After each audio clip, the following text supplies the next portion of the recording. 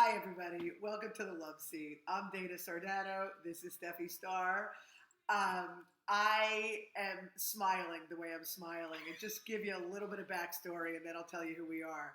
Steffi and I have decided, because we're both relatively well-spoken, the verdict is still out on that, but we're relatively well-spoken. We have some interesting lives, some interesting experiences, and quite a bit to say. We thought it would be a great idea if we created a YouTube channel. Just maybe if we just shared who we are and what we do and how we do things, maybe people would resonate with that. Well, here's what happened. So about a month and a half ago, every Thursday we get together and we create these little videos, and we are all proud of them. We're like, ooh, we got magic, we got gold. And every week we have some sort of technical difficulty. So today is like week 7 of this, how do I say, bullshit of not being able to get our stuff to work. And we were supposed to go live this morning because we're like, screw it, we're cutting out the middleman, we're going live. And clearly that didn't happen. That did not so happen. Here we are. I don't know if you'll ever see the other videos, but I am Dana Sardano. I am owner of the Ubuntu Fish, an art gallery, or it's an artist gallery actually, an intuitive lounge, and we do some really wonderful things here that I'll talk more about at another time. And my girl, Steffi, she is just an amazing human being, individual, and I'm not even going to tell you what she does because she needs to do that. So take a second. Okay. Hi, everybody. I'm Steffi Starr, my dear sister, Dana Sardano. She is magical in her own right. I am a 30-year veteran of the healthcare industry who left that industry to form multiple of my own businesses, but in the interim finally landed as a medicine woman. I am a facilitator for spirit plant ceremonies. I help people take psychedelic journeys in an effort to better understand what they are, what their purpose is. It's just an easier way to cross the veil. It is one of many tools available to us, but it comes straight from nature. And that's kind of my milieu. That's where I live and work now. So Dana and I discussed today what our topic was going to be. And even though we had, as usual, you'll come to realize that we have a very similar viewpoint on life and the world, what we are, who we are, why we're here. But we get there from two really different perspectives. Yeah, it's pretty cool. So it's a really interesting dynamic that Dana and I have. And it's part of what I believe our chemistry is with one another, and then with whomever our audience turns out to be.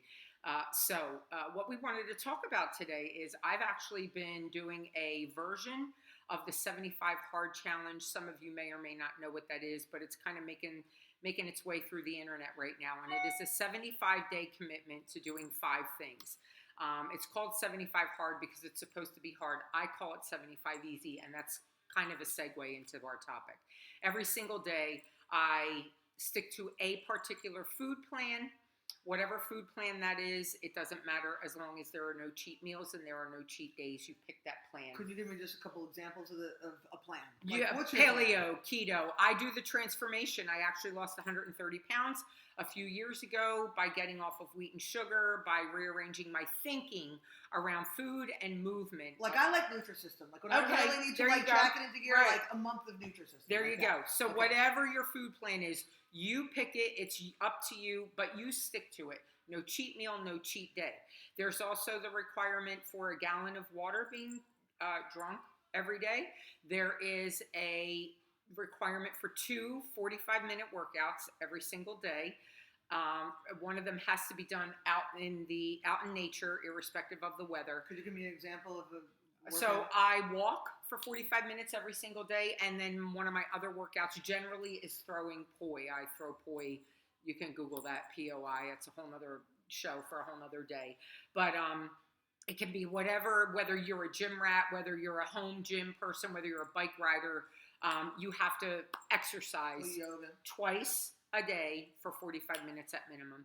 And then the last thing is to take a selfie. No, that's not the last thing. You also have to take a selfie every single day.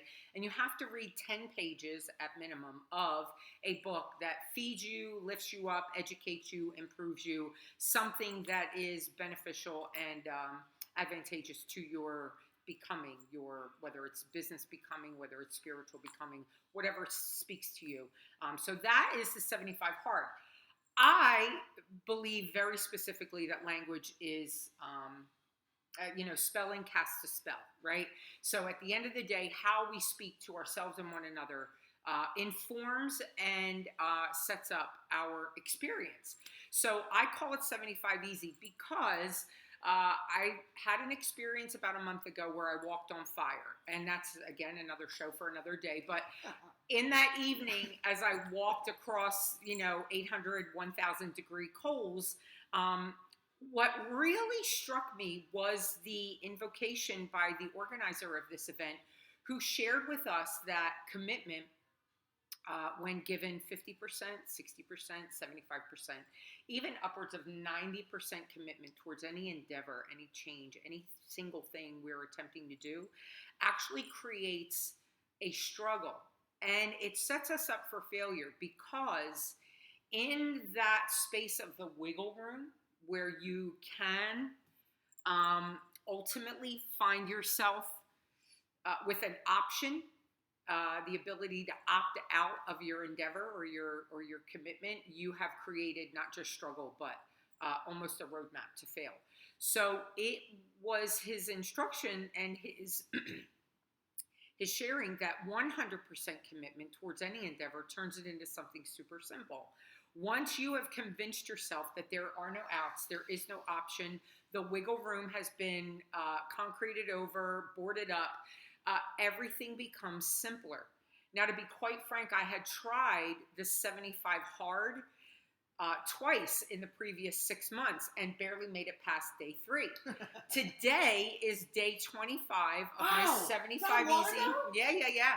It's almost 4 weeks.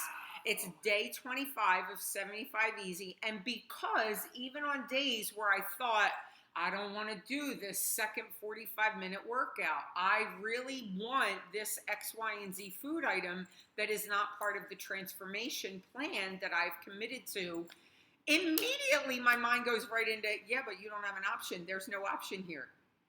And it really is easier. So for me, that was a revelation. And I'm a pretty aware individual. I've spent 20 plus years honing myself to be more than I came into this earth as. I work with Spirit Plant always. I have built a beautiful relationship over 3.5 years with what nature has provided for us to help us understand ourselves more clearly and better. And in all of that, it never occurred to me that the issue with those things that I really want to set my mind to, set my intention to change about myself, that it was never that I wasn't capable of what it took to make that leap. It turned out to be the level of my commitment to making that leap that kind of got in my way, was the obstruction towards success. So this is a revelation to me, and maybe it's a revelation to you. Maybe you've heard it before. Maybe you've said, well, I've tried that. It doesn't work. But I'm speaking to the person who is hearing this for the first time, or it's sinking in perhaps for the first time, because it's not always about when we hear it. It's about when we're ready to hear it, right? So that could be a whole nother show.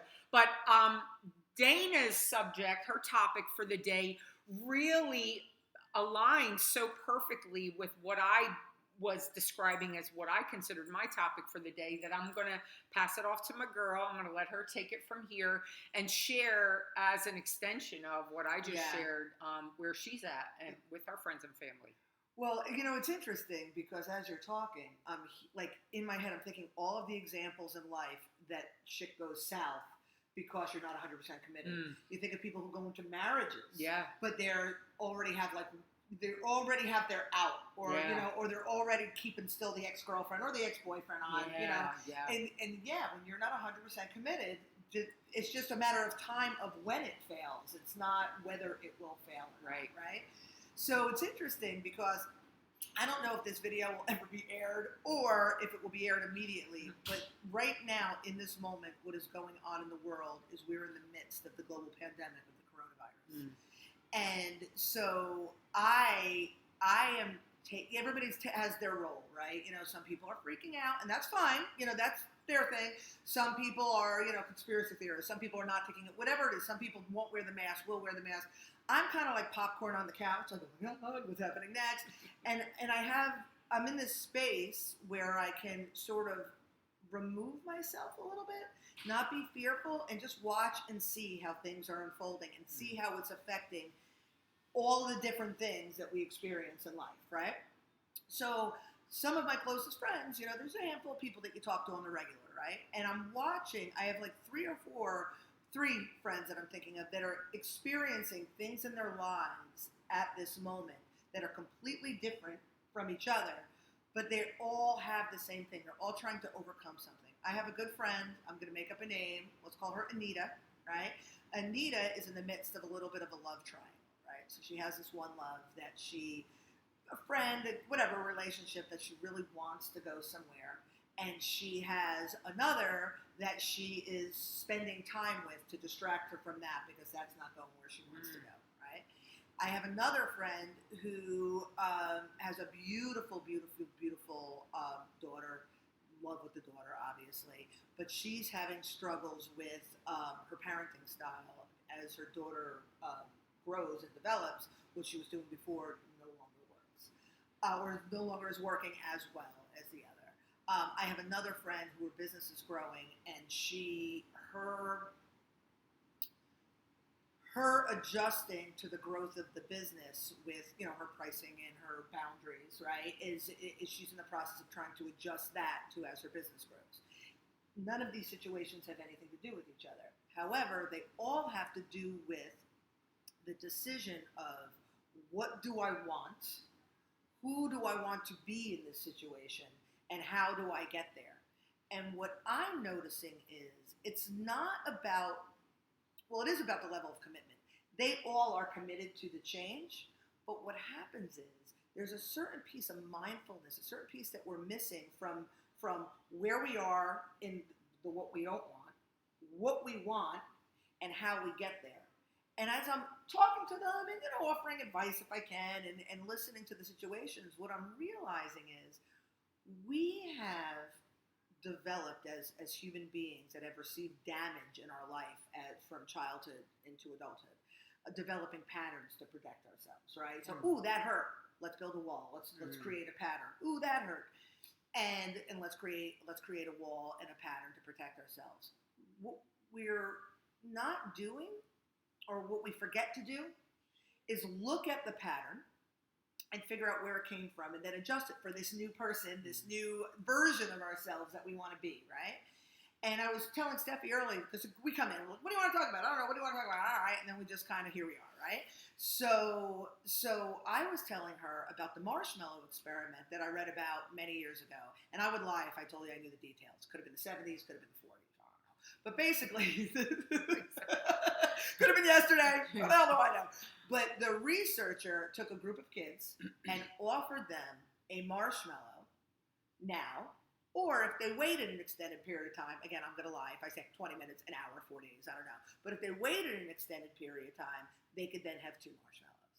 And what they did was they followed these kids into adulthood, maybe 10, 15 years later, to see the success level of the kid that took 1 marshmallow, immediate gratification, and the ones that took 2 marshmallows, delayed gratification. And they found the delayed gratification, there was more success, or they had more successful experiences. And where that ties into what I'm talking about is, in the 3 situations of my friends, and some things of myself too, but why would I talk about myself? I talk about other people. Oh my God. Oh my Lord. Okay.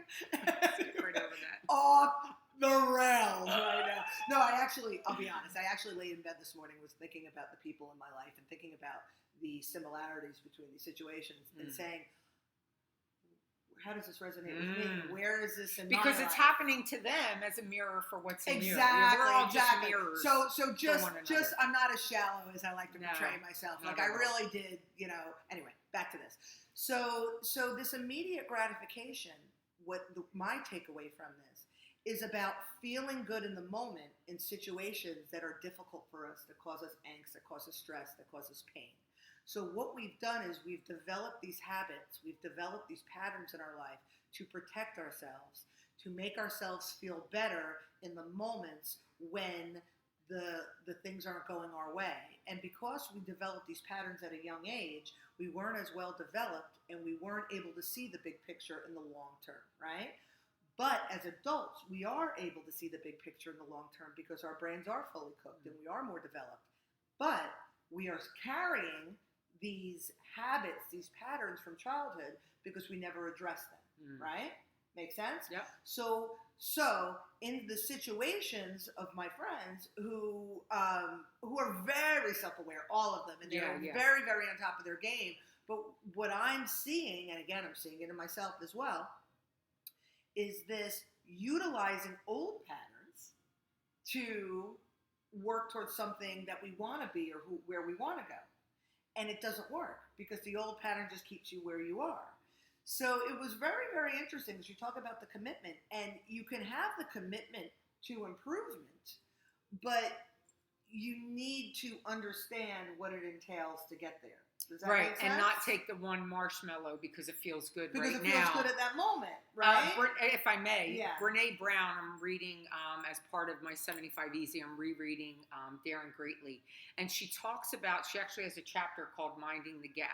And mind the gap is a sign throughout the tube in London for people to be careful of the space between the platform and the subway train, okay, right? So when you're stepping into the train, mind the gap, be aware of the gap so that you don't catch your foot and fall flat on your face.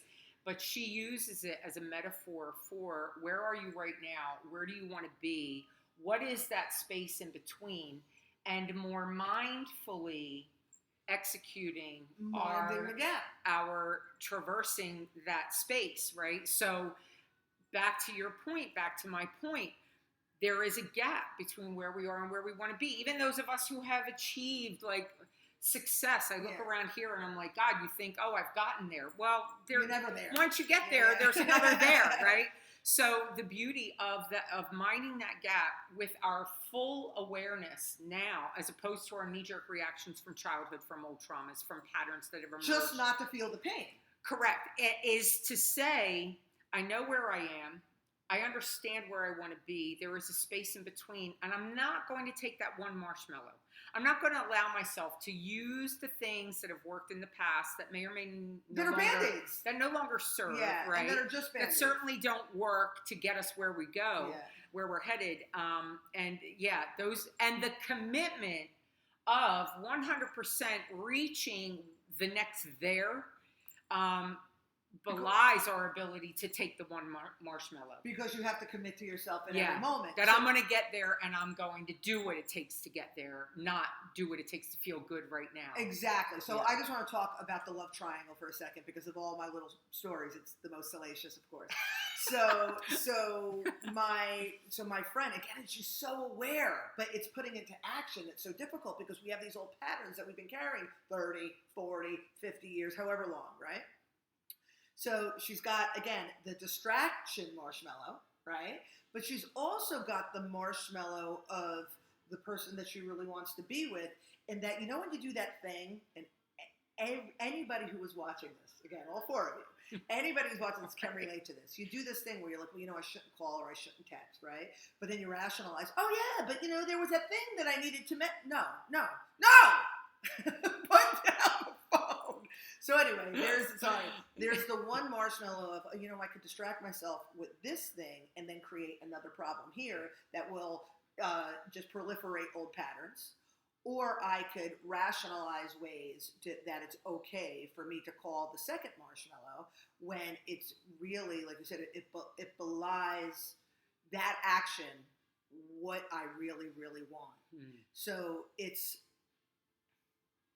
the decision to say, okay, this is who I am, this is what I want, this is what I deserve.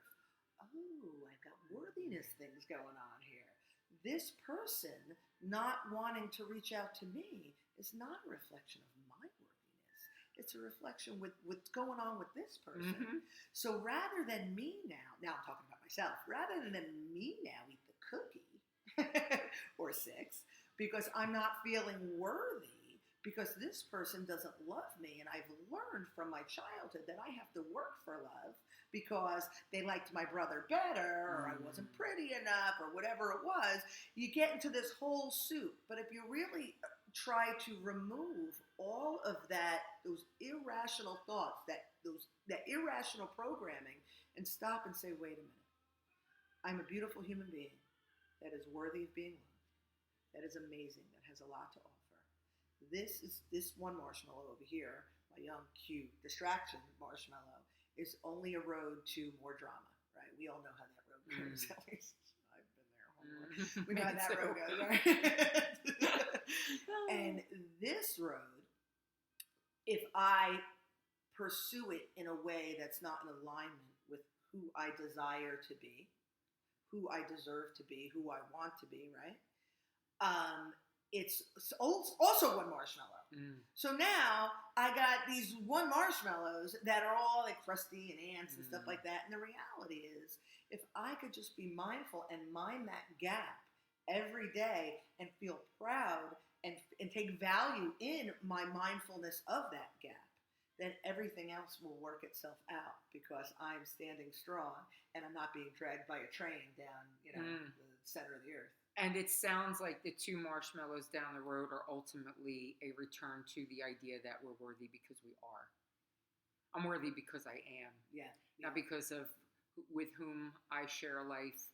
I'm not worthy because I do X, Y, and Z. I was born with an inherent value and worth simply by my showing up in this realm. And that has been lost on so many of us for so long. Yeah. But that is the two marshmallows. It's not even about one versus the other. Any of that, because guy or person on the side. And if I treat myself with respect and grace and dignity at every moment in that gap, then the two marshmallows are that. Yeah. But it doesn't have to be this guy that I was into. Right. It could be anybody, because now I am the two marshmallows and they're going to be chasing after me. Right.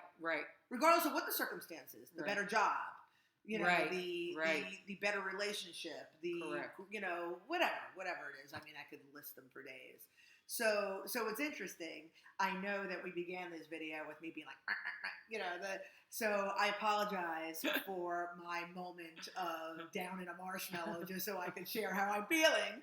But we wanted to share that today. And Steffi, what you got to say? That's it. Wait for the two marshmallows. Mind the gap. It's a reminder to me. I'm speaking to myself right now. If that helps you, that's great. It's not an admonition. It's a realization of myself that I'm worth the wait. I'm worth the waiting for the two marshmallows. I'm worth minding that gap between where I am and where I want to be, who I am and who I want to be. And that's always going to be the winner chicken dinner way forward for me. Yeah. Always. I thought I was finished, but I just have one more piece. The other piece that I'm realizing when I kind of sat with myself and said, okay, how does this affect me? Like, where am I here? And I realized that we put too much pressure on ourselves, and we don't treat ourselves with the same sort of compassion and kindness that we do with others. So I have always taken really good care of myself. I've always, worked out. Kickbox, I taught aerobics for years, ran 2 babies in a jogging stroller, the whole nine. And I've been so focused in the last year or so, and even with, it doesn't matter about my moves, but whatever. In recent year or two, I haven't been paying as much physical attention to my physical nature as opposed to business and growing in art and whatever.